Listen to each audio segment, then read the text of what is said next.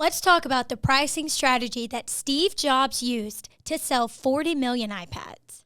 Yeah, it's called the price anchor, right? So I remember this, Apple always puts on these incredible events for product launches. And I can remember Steve Jobs in his black turtleneck up on the stage, and he's talking for 20, 30 minutes, talking about this device, this new type of computer or, equipment that's going to be available to consumers. And he's talking about all the value of it. It's like having a laptop that you can carry underneath your arm, and it's lighter, and the visuals and all this stuff. And behind him, all they had on the screen was $999. That's $999. That's it. So he's going through this, building all this value, and at the end, when they talked about the release date, this is the date it's going to be released on. The price was $499, and the crowd went absolutely bananas, right? Because he had set the hook. He had built the value. He didn't cheat the sale. He didn't shortcut it. He took the time to make sure that he presented it in a way that showed them all the value, and he had that price up there.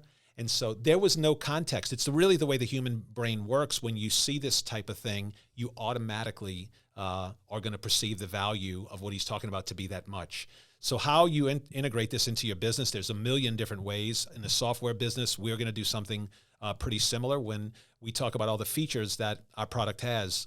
When you look at buying those products individually, it's going to cost significantly more than what our bundled solution is going to cost. And so we're going to be beating this into, the consumers and the businesses' head. Hey, this is the value. This is the value. And when we come and give them the cost of what it's really going to be, they're going to look at that as perceived value. Right, because if I'm sitting there in those chairs, I'm looking at that price, I am anchored to that $999. Yes. I am perceiving this product as so valuable because that is expensive. But then I see it as I'm getting a deal when you switch the screen and I see what, $499? Yeah, I'm now, oh my gosh, I was anchored to this $999. $499, oh, I'm getting a deal. That's it. And how did he do that though? He had the value met the price, right? Yes. So he threw a price, he put a price up there, and then he built the value. It's kind of like selling a car.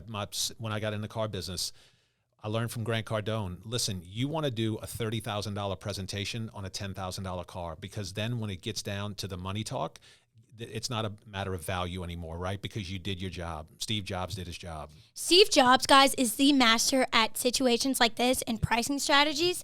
After a dramatic pause, like he created climax. This was like drama for Steve Jobs. He was almost like a mini actor. Well, the people went crazy. Right. He had a dramatic pause. It was almost like a mic drop, like you said, and then proceeded to explain the $499 price.